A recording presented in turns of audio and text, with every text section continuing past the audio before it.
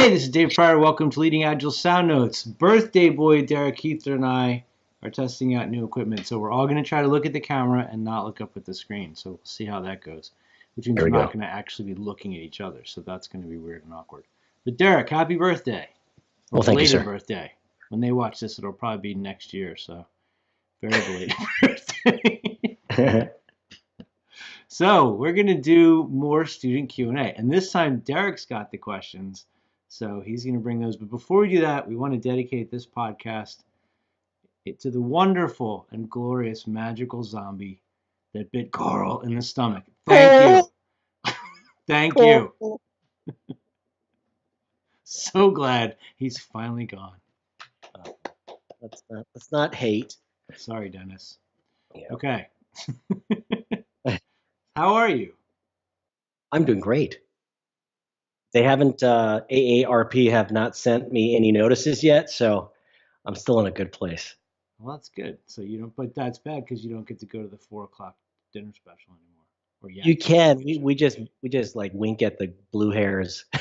And my dad was really excited. He's like, I can take the subway for 50 cents. It was a really big deal for him. So yeah. he just rode the subway. I'll ride this for long. as long as I can and not have to get that discount. There you go. All right. So what's our question? So I did a fundamental class a couple weeks ago, and it was actually awesome in that within the class, we put a learning backlog up against a wall, and I asked people to post their questions throughout the class. And I had one participant; she had a lot of questions, and which actually made the class that much better. And one of her questions was, "What do you do as a developer if the planned tasks cannot be resolved or cannot result in potentially shippable product increment by the end of the sprint?" All right, this is a complicated question. It is. There are no easy answers. So can I try to mansplain it back and see if I have it straight? Yes, please. So we have a story. A story is decomposed into a series of activities, which are estimated, for argument's sake, in time. The activities for the particular story are not all completed by the end of the sprint.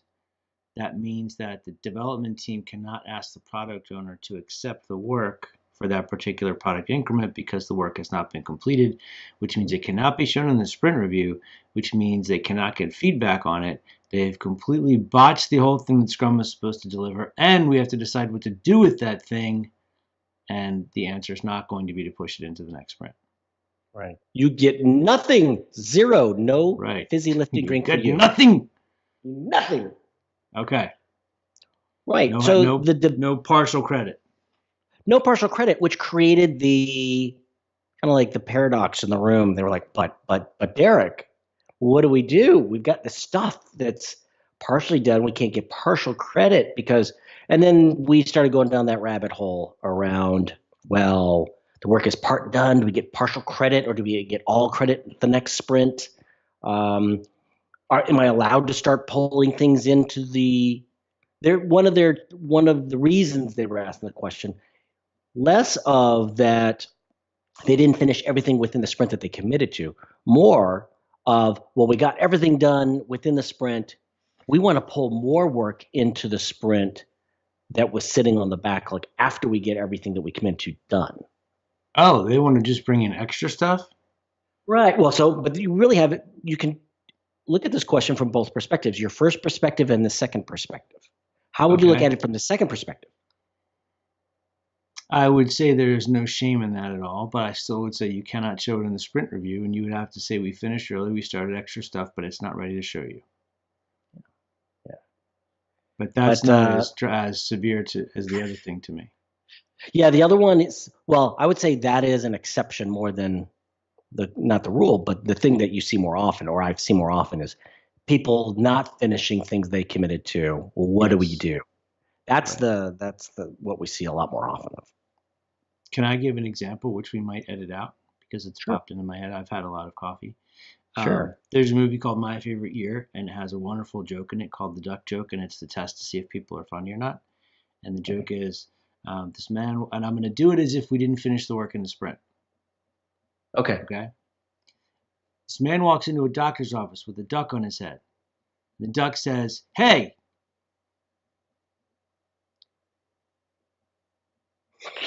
Yeah. Ta-da! That's it.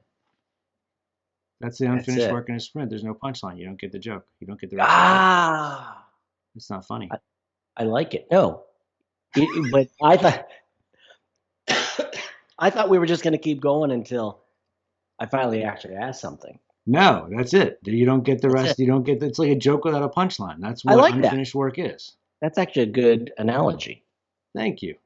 Yeah. So that's really not as bad as you think. I wouldn't put it on Reddit. I don't think you get good Put response. anything on Reddit, Yeah. except my special pictures. So what do we do with this thing that's unfinished? Well, I believe that this thing. Well, here's the thing. I believe that you would put it back in the backlog, and it wouldn't be integrated into the build, and it would not be deployed to an integration environment. It wouldn't do any of these things if it doesn't meet that division, the definition of done. If it doesn't meet that acceptance criteria. That being said, maybe you're a really, really bad code, and you're not able to pull it out. What if it's just this big rat nest of code? What do you do then? Well, I think I think you don't get any credit for it. To me, like if you're in the middle of a sprint and you have to walk into the sprint review and say like, hey, we failed the sprint. This thing's not done because when we opened it up, it was like, the horror of the horror. We can't even figure out what to do with it. That's fine. But if it's just like we're bad at estimating or we bit off too much, there should be some bad feelings that go along with that, I would hope. But not bad feelings in that it's like an unrecoverable sin, but you should want to learn and fix that and not have to do that again.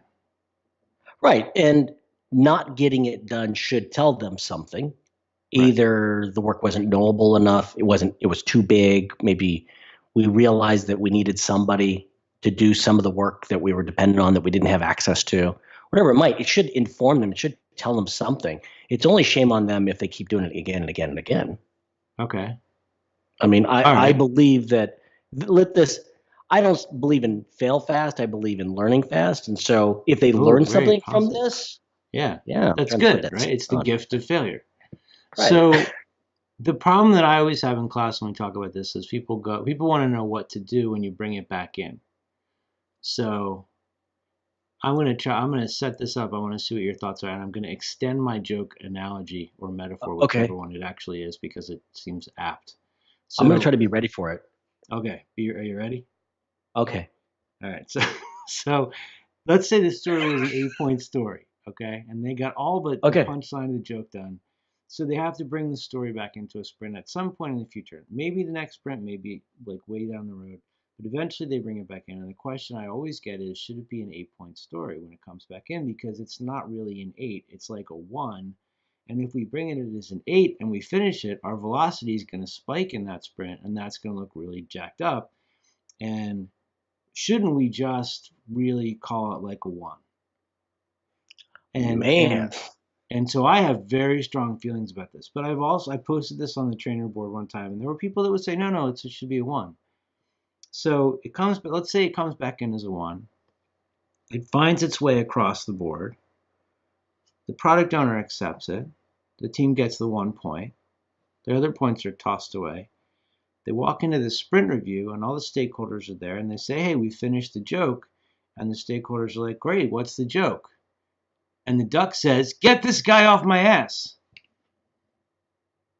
Boom, boom. But it's not funny without the first part of the joke. It's not. That's true. Well, did that work at all? Well, you kind of lost me a little bit on that one, but okay. Where do you see the value though? Do you see the really the value is the joke and the punchline. Right, you need together. Both. You need both. I think and you need wouldn't to set just show the punchline, you would show both, but points wise. You got to set it up. But points wise, so I would turn this around to ask, when it comes to the points, I want them to get no argument here. If they didn't get the punchline on the last sprint, they get a big 0. And the reason why is not to punish them because they didn't get part of it done, but I really want, if we are tracking, if we're measuring their velocity, and being transparent, I want an emotional response when I see that dip in their velocity. And the and then spike. and then the spike. I want to know, well, why did this happen? If you try to be less transparent or trying to, oh, well, we'll just water it down a little bit, it's not. You're not going to see that deviation in their velocity. It's not going to provoke an emotional response. It's not going to do that. That's the purpose. I believe that's the purpose, part of the purpose of the metrics is to give them that feedback and to change their behavior. And it's a discipline thing too. I mean, you want to be accountable for stuff like that. I don't think there's any shame in explaining it, but I do know people that would say this is a stupid argument. It's about outcomes and value for the customer. Who cares about the points? Why does that even matter? My debate or my come back to that is, well, you need to manage their expectations. If you consistently make these promises that you don't keep, you're going to lose face with this customer. They're not going to believe you when you say that you can get something done. Well, and you won't believe yourselves either. No, you're just going to do what so many people do, and that is they'll just make it up as they go.